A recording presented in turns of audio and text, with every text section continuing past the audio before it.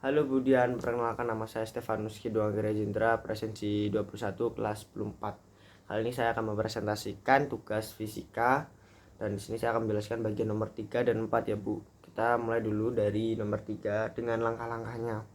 Itu langkah pertama itu kita disuruh ngejelasin gimana kondisi awalnya. Jadi gula awalnya itu suhunya itu kan 25 derajat Celcius.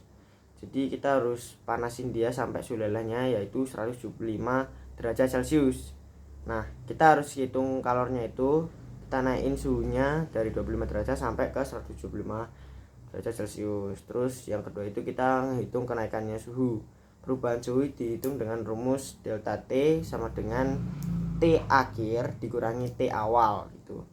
Terus tadi 175 dikurangi 25 itu menghasilkan perubahan suhu sebesar 150 derajat Celcius. Terus di sini langkah tiganya itu kita menghitung kalor. Jadi untuk menaikkan suhu digunakan rumus kalor jenis yaitu Q sama dengan M kali X C kali delta T. Tuh Bu. Terus masanya itu 250 gram. Kalor jenis gula itu 1,25 J per gram derajat Celcius dan perubahan suhunya itu 150 derajat Celcius. Hasil kalor itu menaikkan suhu sekitar 46.875 Joule. Terus langkah keempatnya itu kita setelah kita udah sampai ke suhu lelehnya, gula itu masih butuh kalor lagi buat bisa berubah jadi padat ke cair. Itu disebut dengan kalor lebur. Q sama dengan M kali L. Terus masanya itu 250 gram dan kalor leburnya itu 150 J per gram.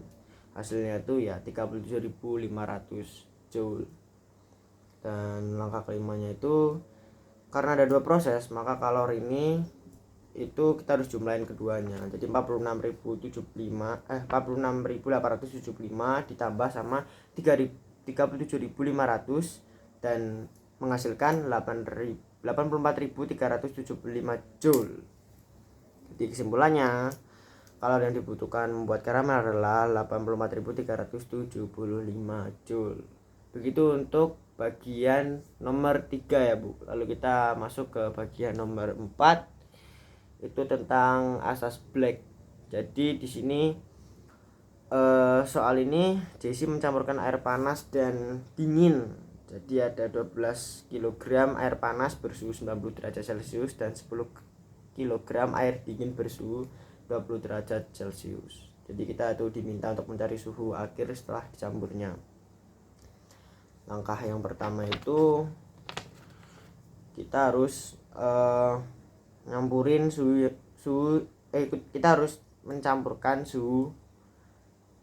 Untuk soal pencampuran suhu digunakan asas black. Asas black ini menyatakan bahwa kalor yang dilepas sama dengan kalor yang diterima.